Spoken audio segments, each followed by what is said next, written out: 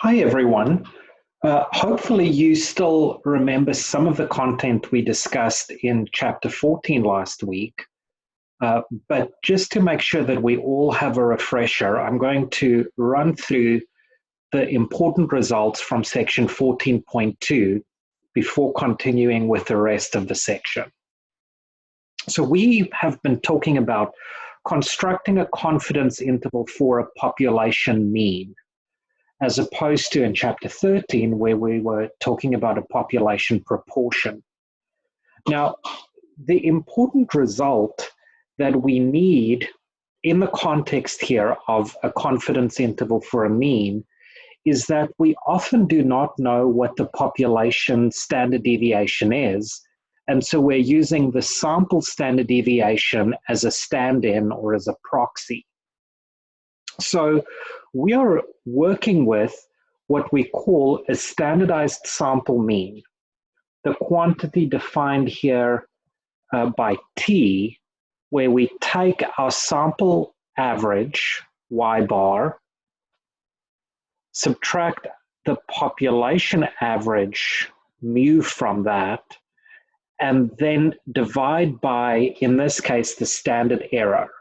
So this should look kind of familiar. It's how we've calculated a z-score up to this point, except the standard error that we're dividing by, that's defined to be the sample standard deviation divided by the square root of the sample size n. And this is an estimate of the standard deviation of y bar. Perhaps it's worth just including here, the standard deviation of y bar is defined as sigma over square root of n. So when this sigma, the population standard deviation, is unknown, we can't calculate the standard deviation of y bar. We have to approximate it by the standard error. And the effect of that is, if we then calculate this t statistic, we're suddenly no longer in a world where we can use the z-table or the normal model.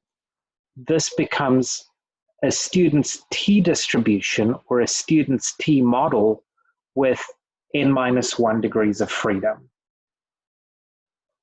So this is the central quantity that is used to construct a confidence interval for the population mean. Subject to certain assumptions and conditions that we'll talk through in a minute or two, we can construct a C% confidence interval using the central formula. The sample average plus or minus the critical value T star multiplied by the standard error. And that critical T star value, that depends on the confidence level, the C%, and also the degrees of freedom, which we've said is sample size -1. And in our live Zoom session last Tuesday, we did go through a few examples of calculating this T star value. I will review that again in our next live session, but I'm not going to spend any time in this lecture on that. So here is an example of how all of this then plays out. Let's say we're looking at a specific set of data here where researchers are studying Mirex concentrations in salmon specimens. And so in this instance, we have available to us a sample of size 150 observations. And in the sample, we have a specific sample average y bar and a specific sample standard deviation S. Let's say our goal now is to construct a 95% confidence interval for the average Mirex concentration in salmon. So in this instance, degrees of freedom n-1 is equal to 149. We know the formula for our standard error is sample standard deviation S divided by square root of the sample size. So 0.0495 divided by square root of 150. And if I evaluate this to 3 decimals, I get 0.004. And finally, our t-star value, which you have to go look up in the t-table, in this case, is given by 1.976. So now we can take all of these components, our sample average, our standard error, and our t-star value, and combine them to get a confidence interval for the population average. So we're using this formula, the y bar plus or minus t star times the standard error, and I am just plugging in all of my values. My sample average y bar, my t star critical value, and the standard error that I just calculated. And so my confidence interval is given by the average of 0.0913 plus or minus, so that just means step size in either direction. We'll take the average and subtract 0.0079 from it, and we'll also take the average and add 0.0079 to it. And when we do get that, we get a range of plausible values, ranging from 0.0834 to 0.0992. And often the confidence interval will be reported in this format, where we use parentheses to indicate the two extremes of the interval. So that format, writing the two values in parentheses, tells us every value in that range is a plausible value. So what does this tell us? With 95% confidence, we believe that the mean level of Merrick's concentration is somewhere between 0.0834 and 0.0992 parts per million, which is the scale of the observations in this experiment. So is the true mean level inside that interval? We don't know. That's just the nature of confidence intervals. What we do know is with 95% confidence, the true value is inside that interval. But we don't know if we're inside a scenario that's one of the 95% times that it's true, or if this is one of the 5% of times where it's not true. And that will always be the case when you're constructing or calculating a confidence interval. So what are the important distinctions between using the z-distribution or the normal table versus the t-distribution or the t-table? Well, they have a lot in common. Firstly, both the student's t-distribution and the normal distribution are unimodal and symmetric about their means. And both of them have that very characteristic bell shape. Where they start deviating is specifically if you look at degrees of freedom. If your degrees of freedom are small, which is equivalent to your sample size being small, then the student t-distribution has tails that are a lot heavier than the normal distribution tails.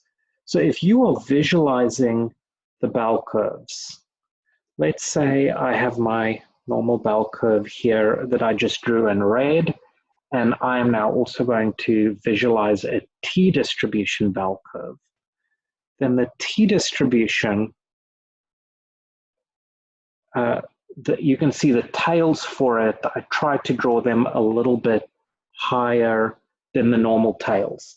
So you're more likely to observe large positive or large negative values because of the heavy tails. So the purple bell curve represents a t-distribution with heavier tails. But that distinction disappears as degrees of freedom increase.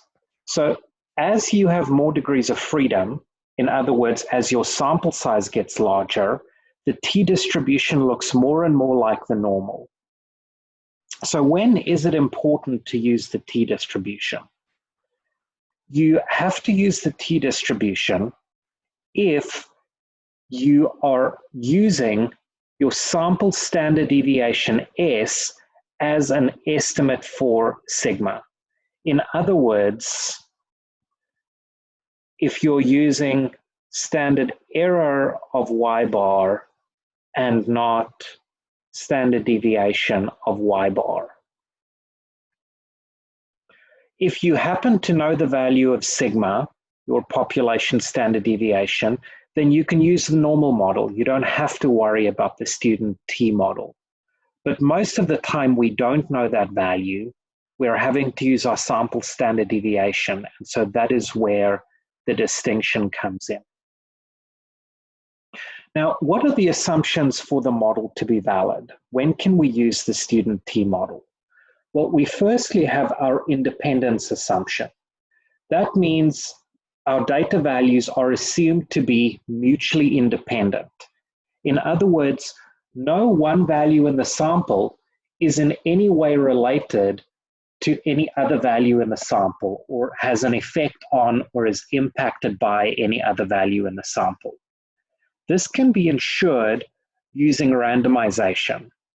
If your data are arising from a random sample or from a randomized experiment, then you are almost guaranteed that independence will hold. So if you know that you are doing a simple random sample, then that is usually enough information to make it safe for you to assume independence. On the other hand, if the randomization condition is not met, then you have to think very carefully about whether the values are independent of one another and also whether they are representative of the population. Randomization helps ensure that we have representative data, which is equally important here. So before using the T model, you want to check your independence assumption. The other assumption that's important is the normal population assumption. We want the population distribution to be unimodal and symmetric. And so the way you're usually going to check that is by drawing a histogram of your observed sample. If your sample size is fairly small, say your sample size is less than 15, then you want that histogram to follow a normal model pretty closely. If there are outliers present or if there's strong skewness, then you can't use the T method. In that case, you're actually just out of luck. We do not have a tool that will let us do a confidence interval in that situation. If your sample size is a little bit larger, if it's anywhere from 15 to 40 values, and I'll just say including 15 and including 40, then the T method is going to work very well if the histogram is unimodal and reasonably symmetric. And finally, if your sample size is larger than 40, then it's usually safe to use a T method. It doesn't even matter if you have extreme skewness. So the smaller the sample size, the more important the normality condition is. And the larger the sample size, the more you do not have to be concerned with whether the normal condition is met. So in the specific example that we were working with, the salmon data where Mirex levels were measured, you'll see on this slide a histogram of the data. It is probably unimodal because there's a well-defined peak, but it's also not very symmetric. There's definitely more of the distribution to the right of the mode than to the left of the mode. So if we look at the nearly normal conditions, then yes, our sample is unimodal, but there's definitely some skewness as evidenced by the tail, but we don't worry about that too much because our sample size is definitely way beyond 40. We have 150 observations. In this problem, the more troublesome condition is the independence one, because the data here we're not a randomly collected sample. Yes, independence is plausible, and researchers tried to select something representative, but it was not randomly done. And so that is something, if you proceed and calculate the confidence interval as we did, you want to make sure you point that out as a potential flaw in the calculation, because you cannot guarantee that the independence assumption is met. You're hopeful that it is, but the sample may not be representative of the population and independence may not hold. So we will do definitely in our live Zoom session a couple more examples of confidence intervals. But for this lecture today, I want to wrap up by just talking through interpretations again. The mistakes that we tend to make when we are interpreting confidence intervals and what the correct way is of going about interpreting a confidence interval. So we're going to run through variations of interpretations that we should not be using, and then finally circle around to a good interpretation to use. So we're talking about the 1998 birth weight data, and I'm assuming that I took a sample of size 100 from that data. I constructed a 90% confidence interval, and here is my confidence interval. Now, this confidence interval is measured in grams, and it is trying to assess what the mean birth weight in the population is. So what should we not say? Well, we should not say that based on this interval, 90% of all babies weigh between 3,364 grams and 3,633 grams. Because the interval does not tell you anything about babies in general. It tells you something about the mean or the average birth weight. So confidence intervals are not applicable to individuals. They're only applicable to means or averages as they refer to a whole population. And another wrong interpretation is to say that the mean birth weight is 3,498.7 grams 90% of the time. Now, this value, this was the Y bar, the sample average. And the population mean is not a value that changes. It can't be some value, some percent of the time, and a different value, a different percent of the time. The population mean or the population average is the value that it is. We just don't know what it is. So the variation, if we take different samples, is not changes in the population mean that we're observing. They're changes from one sample to the next, but each sample is trying to inform us about the truth in the population. So that's an important distinction. Also, this last statement on the slide says 90% of all samples will have a mean birth weight between those two values of the confidence interval. Again, this is trying to make a statement about all samples, and you cannot do that from a confidence interval. A confidence interval that you calculate does not somehow set a standard for all other confidence intervals. This is one possible confidence interval from a sample.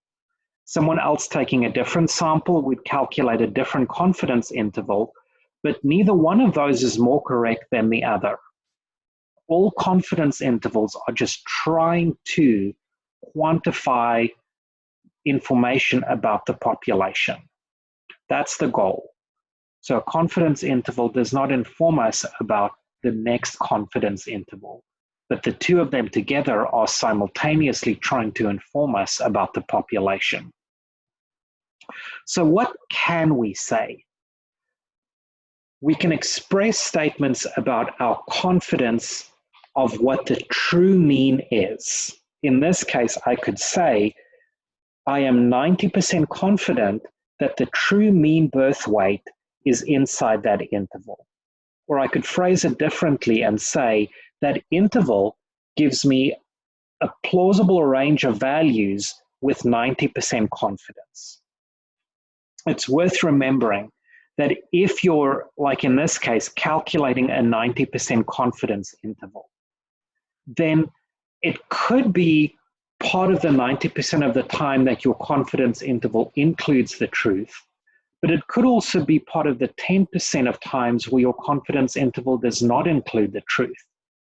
You never know which side of that you're in when you're doing a confidence interval, which is why you set the confidence level fairly high, because that just gives you a long-term success rate for implementing this method.